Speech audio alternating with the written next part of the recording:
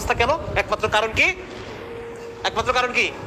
আজকে যে তোমরা অনার্স পাস করার পরও তোমরা নিশ্চিত না যে তোমরা একটা চাকরি পাবা, এটা কারণ কি?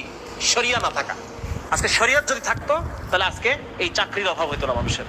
হ্যাঁ, কারণ ইচ্ছাকৃতভাবে চাকরির সংকট তৈরি করা হয়েছে। এটা তোমরা বোঝো? ইচ্ছাকৃতভাবে চাকরির সংকট তৈরি করা বোঝো? কিভাবে বোঝো?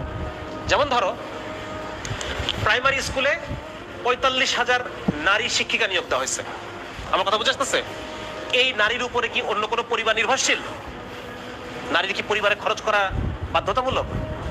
এই জায়গায় যদি ৩৫,০০০ পুরুষকে চাকরি দেওয়া হইতো তাহলে কি হতো? ৩৫,০০০ পরিবার ভরণ পোষণ, পরিবারের ব্যবস্থা হয়ে যেত ৩৫,০০০, নাকি? আমার কথা বুঝে আসতেছে? তাহলে এইভাবে বেকারত্বকে টিকায় রাখা হয়, যাতে করে মানুষ অল্প বেতনে কাজ করতেও প্রস্তুত থাকে।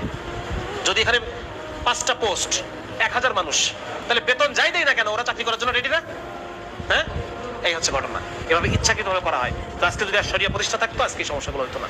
এই জিনিসটা আমাদের বুঝতে হবে। এবং তোমাদের যেহেতু তখন কম বয়স, তোমরা ইসলাম নিয়ে আরো পড়াশোনা করবা, ঠিক আছে ইনশাআল্লাহ? আরো বেশি পড়াশোনা করবা, আরো বেশি জানবা, আরো বেশি আমাদের যারা ভাইরা বিভিন্ন কথা বলতেছে, লেকচার দিচ্ছে, এগুলো শুনবা, এবং সেই সাথে ইসলামী যে বইগুলো আছে সেগুলো পড়ার চেষ্টা করবা, এবং বন্ধুদেরকে দাওয়াত দিবা ইনশাআল্লাহ, যে বন্ধুরা সমস্যা এইখানে।